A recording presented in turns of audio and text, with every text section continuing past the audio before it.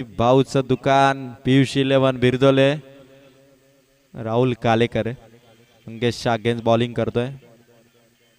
Shot हवेत मंगेशच्या bat मधून, long ऑफला bit करणारा मंगेशचा हा चौकार. फिल्डिंग पोझिशन बघून मंगेश बॅटिंग करतोय आणि या फलंदाजीने आता ज्या गोलंदाजीने थांबवलं होतं त्या गोलंदाजावरती आता अटॅक चढवलाय.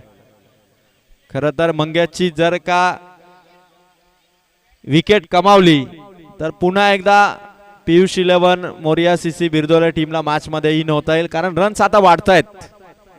धाबसंख्या 11 वरती जाऊन पोहोचली. चेंडू 22 आहेत, जिंकण्यासाठी 37 धावांची गरज आहे.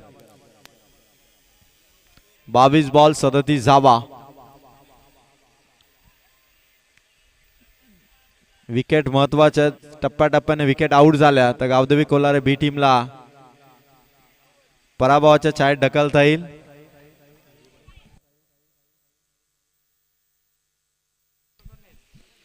गोलंदाज सय्या राहुल कालेकर. विकेट महत्वाची आहे.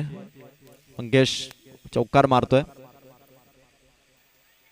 विकेट किपरच्या डोक्यावरून चेंडू चाला लॉंग स्टॉपला. मंगेशच्या बॅट मधून हा तिसरा चौकार आलेला आहे. काय खतरनाक बॅटिंग दाखवतोय मंगेश.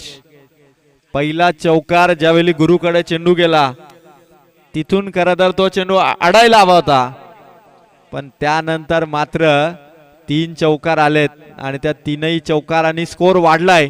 जाऊन पोहोचले धावसंख्या 15.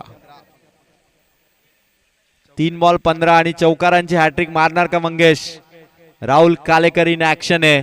रन्स थांबवायचे आहेत, धावा रोखायचे आहेत, कारण 48 धावांचा बचाव आहे आणि 15 आलेले आहेत 9 मध्ये. चौथा बॉल मंगेशच्या बॅट मधून ऑन साइडला चेंडू चाललाय बाउंड्री पलीकडे.